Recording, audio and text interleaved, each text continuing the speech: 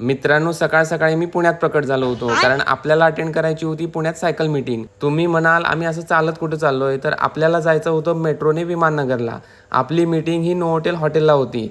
5 मिनिटं चालत आम्ही लगेच येऊन पोचलो होतो मेट्रो स्टेशनला. असं तिकीट बिकीट काढून घुसलो बघा आतमध्ये. अच्छा. स्टेशनला तर जास्त लोक दिसत नव्हती, पण जशी मेट्रो आली पटापट लोक बाहेर पडायला लागली. मेट्रोमध्ये बसायला जागा वगैरे आम्हाला अजिबात भेटली नाही. फिर क्या, हमने खडे खडे सफर का मजा लिया. 2 स्टेशन झाल्यानंतर आपल्याला बसायला जागा भेटली, पण त्याचा काही जास्त फायदा झाला नाही हो, कारण पुढच्या 2च मिनिटात आपलं स्टेशन आलं होतं. असं तिकीट स्कॅन करून स्टेशनवरनं बाहेर पडून डायरेक्ट हॉटेलला आलो बघा. हॉटेल एंट्रीला अशा बॅगा स्कॅन झाल्या.